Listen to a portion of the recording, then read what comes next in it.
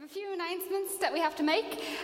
First of all, if you're interested in being in Connect Factor later on today, there's still a little bit of room, so if you and your friends want to participate, you're to talk to Tim or Alex as soon as this session is over. And if you want to watch Connect Factor later today, it's on at 20 past 10 in this room here. So come back at 20 past 10 to see some live performances of our best acts. Yes. And also, could Valerie Werner go see Lena at the information desk? It's important. Valerie Wiener or something like that. There you go. You know who you were. Johnny has asked me to announce that there is still extended time if you want to enter photos into the photo competition. So you've got until 10 p.m. tonight. That's the deadline. So if you still have photos to enter into the photo competition, get them to Johnny at the desk out here, or whoever's on the desk out there. Give your photos in for the competition. Okay, we're going to actually have an interview now with someone very special. Dave from the Logos Hope ship is going to come up.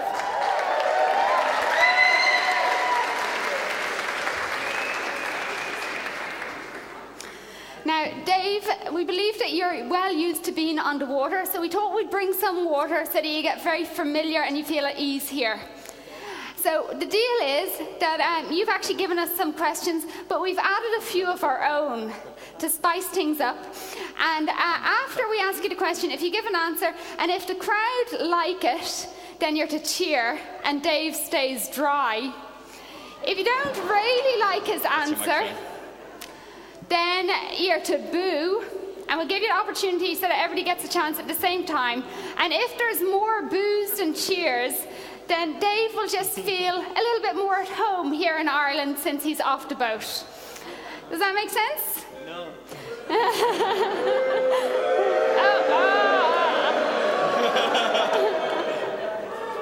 I'll let you that one off. Okay, let's start with one of our questions. Okay, have you ever lost your swimming suit while water skiing or diving in a pool? Yeah.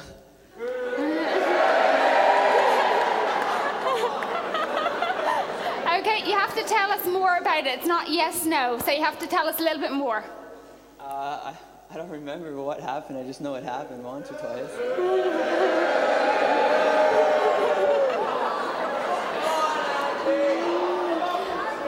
Over the head, come on. Okay, here's the next one, okay? What was your job on board the ship? On the ship, I worked on the project team, which was involved in rebuilding the ship. Okay, so you're doing building work. Okay. Now, have you ever had milk come out your nose? Yeah. Tell us more. I don't know. Well, I remember sometimes drinking milk, someone makes a joke, I laugh, comes out my nose, then they laugh more. I'm not hearing very many boos, so you're off. Okay. Cheers for myself. Tell us, was it always easy to live on the ship? No, not easy.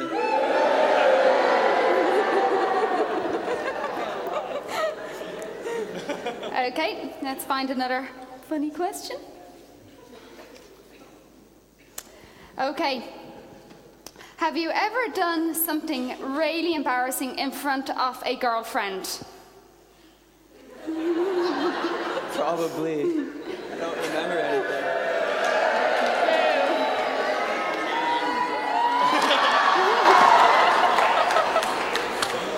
Okay. Tell us, when is the ship coming to Ireland and what's going to happen when that happens? Yeah, the ship's coming to Ireland. It's going to come to 3 ports, Belfast, Dublin, and Cork. And and basically what happens is we have programs on the ship, and we also go out from the ship, obviously, and our main goal is to share the gospel and basically we have a little slogan on the ship. It's, we bring knowledge, help, and hope to everybody. Can't go wrong there. I should just say Jesus, everyone will cheer.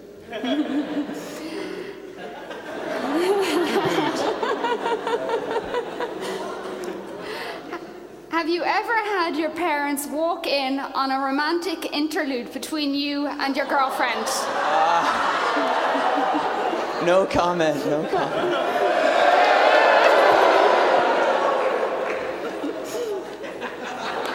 Okay. Okay, can we young people, and myself and the older people here, can we in any way participate with what's happening on Logos Hope? Yeah. One way you can participate, you don't have to do anything. You don't even have to move. You can just pray for the ship when it comes. And even now pray. I mean, that's the most powerful thing you can do and effective thing. But also we have a program where people from the country, the ship visits, can come on the ship during the visit and volunteer and do work with the ship community and get involved with the ministry that the ship does. But there's not much else. You can come visit us also, man. That's cool too. Okay, here's one that fits in quite well with this weekend. Have you ever been on the toilet and found out that it was too late, that there was no toilet paper? Yeah, what happened? I sat down and thought there was toilet paper, looked over, there wasn't. Okay, and...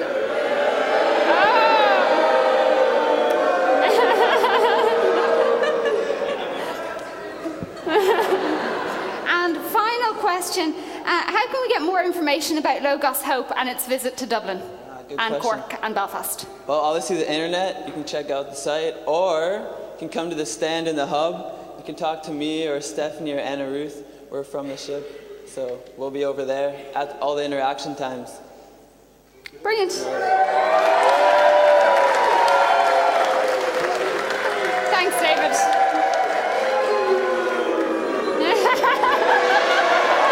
I was hoping that we were going to sing that song from this morning about Jesus' saving glove. I really like that. Today we had a song about breath, something like that. Instead of perfect, it missed the F, but we all knew what it meant anyway. And we love you, audiovisual people, and the people responsible for things going on behind us that we don't know. Yeah, goodness knows what they're going to put up now in revenge for us slagging them. Anyway, we have one more announcement before we move into a little bit more stuff, and that is that it looks like Connect Factor may not happen. So forget about the 10:30 meeting here, but go down to the hub. There's so much happening there. Let us encourage you. There's going to be a DJ down there again. There's a bookshop. Don't forget the prayer room. It's amazing. If you haven't made it to the prayer room, try and take 10 minutes tonight and go around the stations. They're all really easy to do, loads of stuff that it just isn't going in and praying. There's creative stuff, there's different illustrations, different corners, there's cushions. It's just really, really nice. And you won't regret spending 10 minutes in there, I can guarantee it. So if you have 10 minutes, go in there. Don't forget the Leaders Lounge as well. And loads happening anyway, so. Hey, Susie, what's your favourite fairy tale? I think probably Cinderella is my favourite fairy tale. What do you... Boo, I don't put water over every time somebody says something you don't like. What is it about Cinderella that you like? I just think it's a lovely story, the way that she had such a tough life. She started off being treated so well by her dad, and then her dad dies, and then her stepmom and the sisters just pick on her, and then suddenly the knight in shining armour comes to her rescue, sweeps her off her feet, and they live happily ever after. They can't get better than that. That's beautiful. Does anyone else have a favourite fairy tale they'd like to tell us about? Peter Pan? Susie's going to go and bring up Mike over to you. Okay, you have a fairy tale? It doesn't even need to be a fairy tale, just any of those kind of stories where there's kind of a different world that people are into. Okay, I see a hand over here, I think. Maybe it was you just putting on your jumper, but I'm sure you have a oh, it's over here. Napoleon Dynamite. And why? Love that The nerd wins in the end. He wins in the end. Brilliant. Okay, over here.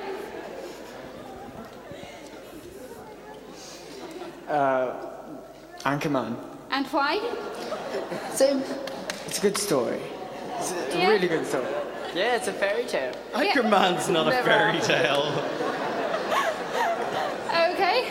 We're maybe does. stretching the fairy tales a little bit here. Anyone else got a favourite fairy tale? We got one over here. Over here. Oh, I see one over here first. Hold on. Shrek. And why? Because it's funny. Okay.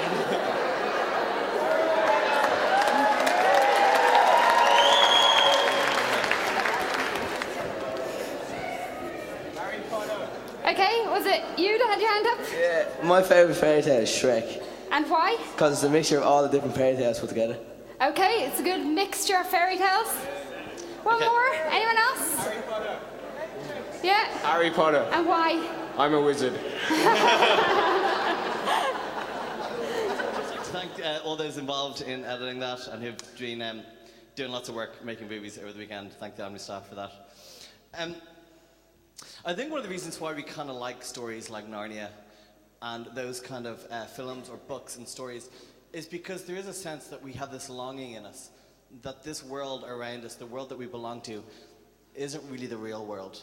That we sometimes just long that we find somewhere to go to a different place, a better place. Maybe it is like Harry Potter, and what if you read that for the first time as a child and just longing that somebody would come to you and say, this isn't your real life. You're meant to be somewhere else. You belong somewhere else and are part of a different world. And the things that as we read through the book of Colossians, that's exactly what Paul writes, and that's what he says to us. He says that you are part of a different world. You are part of a better world because you are in Christ. You belong somewhere else. This evening we're going to be talking about growth and about growing as a Christian. And a huge part of that has to do with realizing the world that we are a part of because of Christ and living in that and continuing in that. So as we look at Colossians tonight, let's maybe open our Bibles on Colossians because we're going to be flicking through it a little bit. But we're going to start with the key verses that we mentioned before. And that's Colossians 2, verses 6 and 7. I'll give you a moment to open it.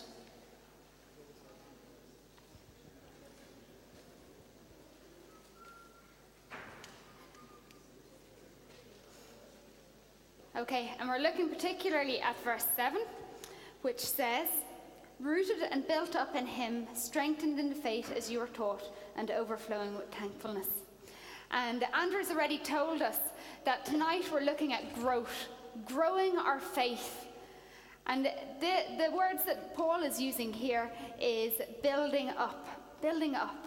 I don't know about you, but have you ever grown? We all have grown, but have you ever been like doing some muscle building work or trying to just strengthen yourself? All the time. It's sore, isn't it? I was talking to some of the dancers yesterday, and you could tell their muscles were really being pushed to the limits. They were doing moves that they hadn't used those muscles in a long time, and they were being stretched, and they were in pain from it all. And when we use muscles and try and strengthen muscles, the result is always better, but the process is difficult, slow, needs constant work, all that kind of stuff. And once you've got your muscles there, you need to keep using them, or else they go back to the way that they were, and then you have to start all over again and do the whole process of growing those muscles again, strengthening yourself. And do you know, sometimes I think about this in regards to my own life. And every year I try and do the ladies' mini marathon in Dublin. And I'm always so motivated. I see the adverts in the newspaper and I'm like, yes, I'm going to run it again this year. And so about a month before the mini marathon, I get out my runners and I start running. And it's so difficult at the beginning. You know, if I can run a mile, it's a miracle. But by the time the mini marathon comes along, I succeed in running the whole thing. And I'm like, yes, you know, this is such a great hobby. I'm going to keep this up until the mini marathon next year. And then I won't find it hard next year to get up and get the runners on and get going again. But do you know what always happens? After the mini marathon, I don't even get my runners on once. It's a disaster. And do you know, I have so many good intentions. But the reality is that it rarely happens until the ad comes out in the newspaper again the next year, and I'm like, yes, I'm going to do it again, and I'm going to make it happen all year round this time. And again, the same thing happens. I build myself up, I do the mini marathon, and then I just let it go until the next year. And you know, sometimes our faith can be a little bit like this, can't it? That we grow our faith, and then we get it to a certain level. And we just get so comfortable with that level that we don't push ourselves anymore. We don't want to be in pain anymore. We kind of get to a stage where we're just happy, we're comfortable. The people around us are comfortable with our level of faith, and we're comfortable with that. And why would we want to make our own self, why would we want to make ourselves feel uncomfortable? Or why would we want to make other people around us feel uncomfortable because we have a living relationship with Jesus Christ? Better to keep everybody comfortable. And we get very apathetic about spiritual growth. And you know, sometimes I don't know how we do it, but we just let it happen. We have great intentions. Maybe you come to a camp like this, and you come every year. It's like the ladies' mini marathon. You come every year. Before you build yourself up spiritually, you're like, yes, God, I want this event to make the difference. I want this event to be the one that will change me so that I do quiet times for the rest of the year, so that I go to church or youth club, or so that I am connected with you all year round. But we leave here, and little by little, the passion fades, the drive goes, and we end up back to where we were before we even came. Until it comes around again, maybe you go to a summer camp or an Easter camp, and you get your boost up again, you get reconnected with God, everything's going well for a couple of weeks afterwards, and then back down. And you know, we're all a little bit like this, aren't we? And the reason I think that we're like this is that we're connecting with the wrong thing. We're connecting with a camp. We're connecting with leaders. We're connecting with events. But each one of those fluctuates. A camp is here for a weekend, and then it's over.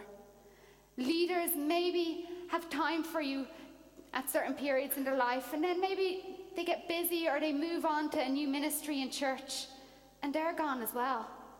And so we're putting our connections in the wrong areas, and when the areas disappear and the events disappear, our faith starts to dwindle as well.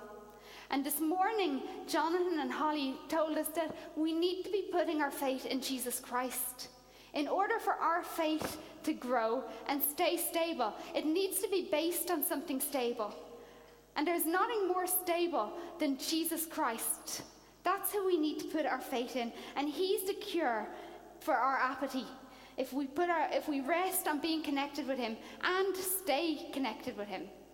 Just like I can do the mini marathon, but unless I continue, my muscles start to go back to the way they were, and I can't run any length of time because I lose the energy and the motivation and all that. And likewise in our spiritual journeys, we need to stay connected, not just make the connection, but stay connected and grow in that connection. Sometimes when we are studying or reading a book in the Bible like Colossians, we can forget the very simple fact that it's a letter like every other kind of letter. It's from somebody to someone. And like any kind of letter, it has an address in it. Okay, we have an address here when you send out letters. And with each new word, with each new line, it's saying that the person is part of something bigger. So you have your first name, which here is Harry. And then you have the surname, Thompson, reminding that Harry's not just there by himself, but he's part of something bigger. He is part of a family, and then that family is then part of a town, or a village, or a street, and Dublin Road. There's a Dublin Road, actually, isn't there? And then that street or that town is then part of a city, and that city is then part of something bigger, being a country. And it kind of, as you go further along, it shows something bigger that the person you're sending the letter to is a part of. But one of the interesting things about the address at the beginning of Colossians is that it's addressed, and it starts off saying, to the Christians in Colossae, But then it doesn't say in Colossae in Turkey, which was then called Asia Minor, or it doesn't say in Colossae in the Roman Empire. No, the bigger thing that Paul wants to tell the Colossians is that they are in Christ. And at the very beginning, it's addressed to the Colossians in Christ. And all over the letter, there's this phrase, in Christ, in Christ, in Christ. And I want us to help us to understand this phrase, in Christ. So I want Ruben to come up here. And say, round of applause for Ruben, everybody.